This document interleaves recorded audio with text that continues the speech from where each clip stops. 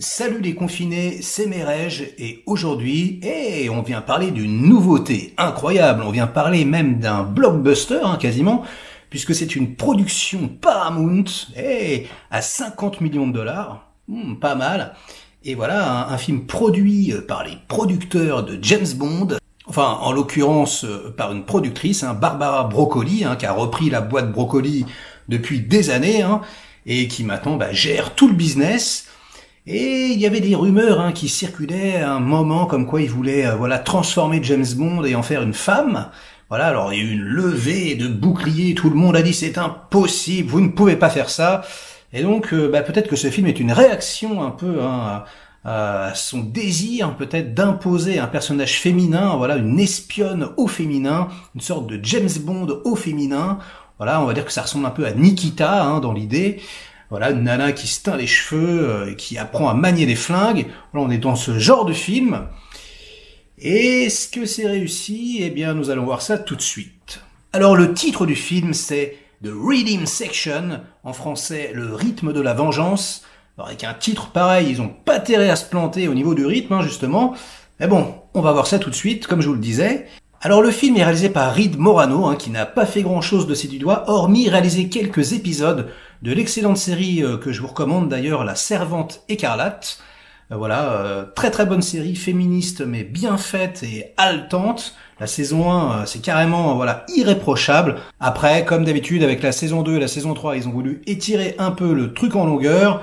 Mais en tout cas, la première saison est un petit bijou, je vous la recommande. Alors voilà, on est dans un film un peu tendance, un film un peu avec une odeur de féminisme.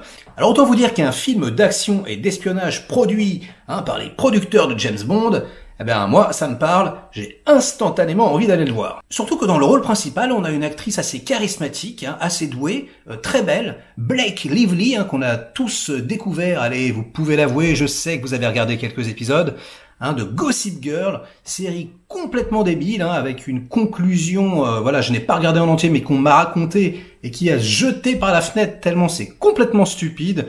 Je vous conseille, de vous renseigner sur qui est Gossip Girl au final, parce que c'est vraiment le truc le plus débile, vraiment qu'on ait jamais porté sur un scénario de série, quoi. C'est incroyable de nullité. Mais bref, passons.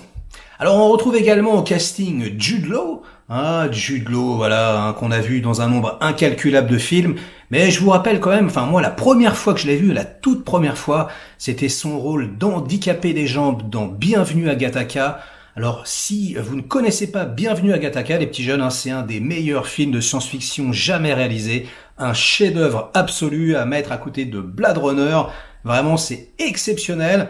On retrouve aussi Sterling K. Brown, un comédien noir assez charismatique, qu'on a vu par exemple dans Black Panther dernièrement, dans The Predator aussi, le nouveau Predator. Et du coup maintenant dans ce film-ci, fais attention quand même, il faut mieux choisir tes scénarios. En tout cas le casting est très agréable. Maintenant on va parler un peu de l'équipe technique. Alors le scénario est écrit par Mark Burnell qui n'a jamais rien fait, c'est son premier scénario. La musique est de Steve Mazzaro qui n'a pas fait grand chose non plus. Son plus haut fait, dira-t-on, est la musique du plomb dans la tête de Walter Hill avec Sylvester Stallone. Excellente série B d'ailleurs que je vous conseille au passage. Et en dehors de ça, vraiment il a rien fait du tout. Le montage est signé John Sobel, qui a rien fait non plus. Il a fait de vagues choses obscures, mais vraiment, c'est un peu tous des débutants là-dedans. Mais qu'est-ce qui se passe? Alors on file 50 millions à des débutants, mais donnez-les-moi à moi, nom de Dieu. Et seul le chef opérateur, Sean Bobbitt, est quelqu'un de talentueux, puisqu'il a travaillé avec Steve McQueen. Le Steve McQueen noir, pas l'acteur, le réalisateur, notamment sur 12 Years a Slave ou encore Hunger.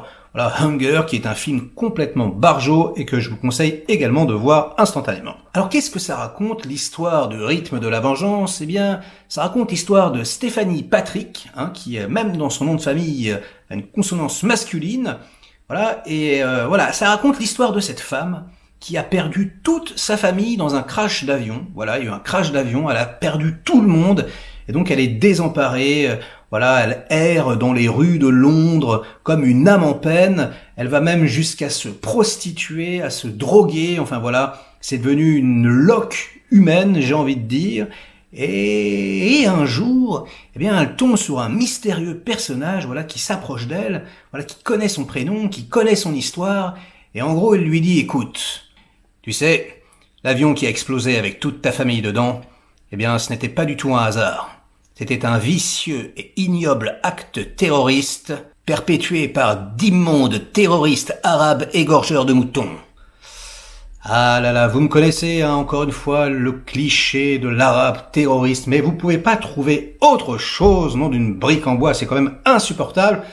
Ah, alors quand même, je dois dire que le scénariste a dû sentir, hein, que c'était un tout petit peu abusé, et donc il y a quand même une réplique dans le film où, voilà, on dit un truc du genre, ouais, mais en fait, il croit même pas en Dieu, ce terroriste, hein, vous savez, tout ce qui l'intéresse, c'est le pognon.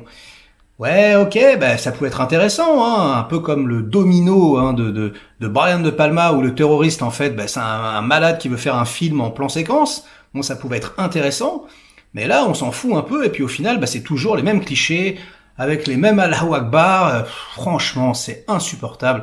S'il vous plaît, Hollywood, changez de disque, on n'en peut plus. Mais bon, bref, passons. Stéphanie Patrick apprend cette nouvelle incroyable, et donc bah, ça remet en question toute sa vision de vie, et elle commence à enquêter, elle veut savoir qui est responsable de la mort de toute sa famille, qui est ce terroriste, et donc son aventure va l'amener à croiser le chemin de Jude Law, voilà, qui incarne un agent du MI6 à la retraite, enfin on sait pas trop, hein, voilà, qui a perdu sa femme, voilà, qui vit en Irlande et qui se prend d'amitié un petit peu étrange avec notre héroïne et qui va lui apprendre tel un mentor à manier le couteau, à se battre à main nue ou à tirer au pistolet, voilà, ou encore nager dans l'eau glacée.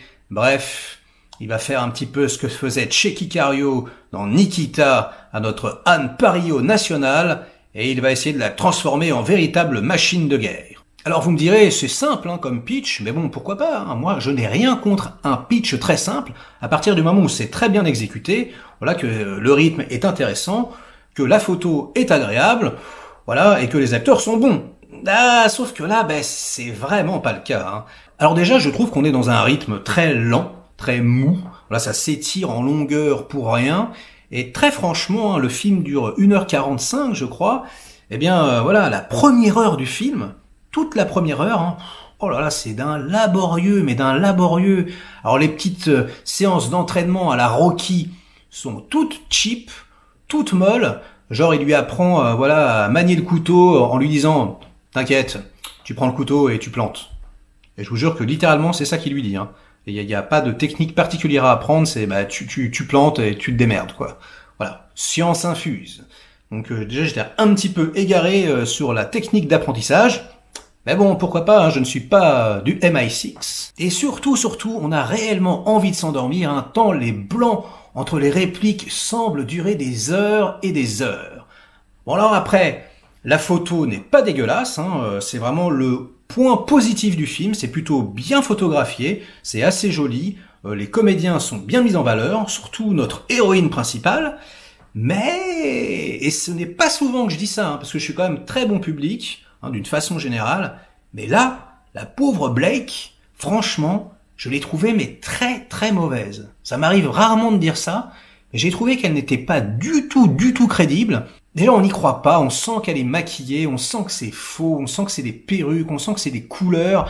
On se croirait un peu dans un film français, hein, voilà, ça, tout se voit instantanément, donc déjà, ça c'est vraiment dommage. Hein. Et donc, la catharsis, hein, l'identification au personnage ne se fait pas. On n'arrive pas du tout à être empathique avec son perso, on ne ressent pas grand-chose, à part un peu d'ennui, hein, comme je vous l'ai dit.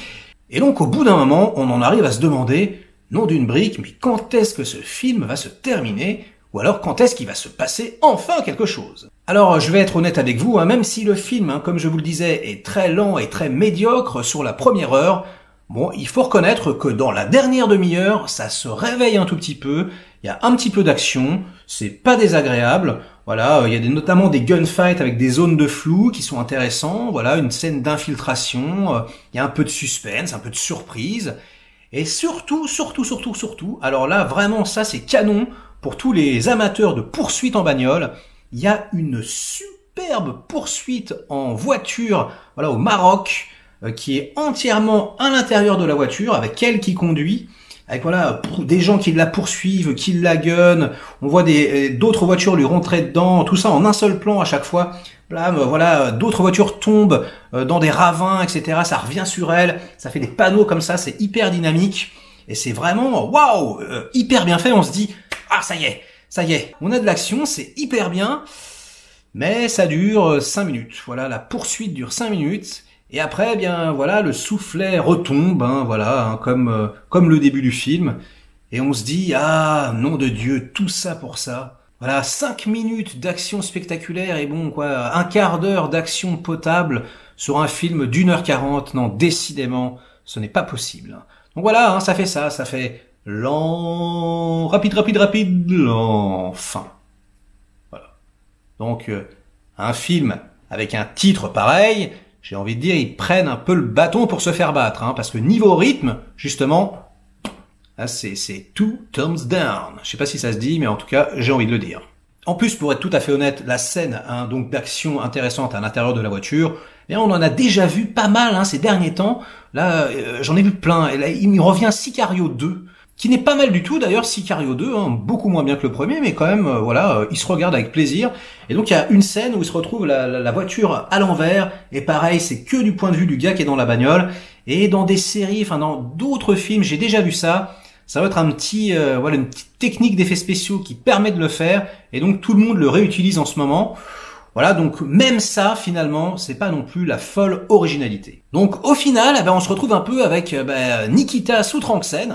J'ai envie de vous dire, justement, revoyez Nikita, parce que là, franchement, on s'ennuie ferme, on a vraiment envie, je vous dis, de s'endormir. Et donc au final, je vous déconseille ce film, voilà, ou alors, comme je vous disais, juste, voilà, la dernière demi-heure. Et c'est vraiment dommage, parce que nous sommes en confinement. Il n'y a aucun film à regarder. Alors j'y croyais, moi je le voulais, mon film d'espionnage, je le voulais, je l'attendais, je me disais allez, avec en plus une belle comédienne talentueuse, avec Jude Law, un casting 3 étoiles. Eh bien non, c'est raté. Voilà, le rythme de la vengeance sera le rythme de ma critique. Les amis, ce sera tout pour aujourd'hui et à très vite pour de nouvelles aventures. Ciao les confinés.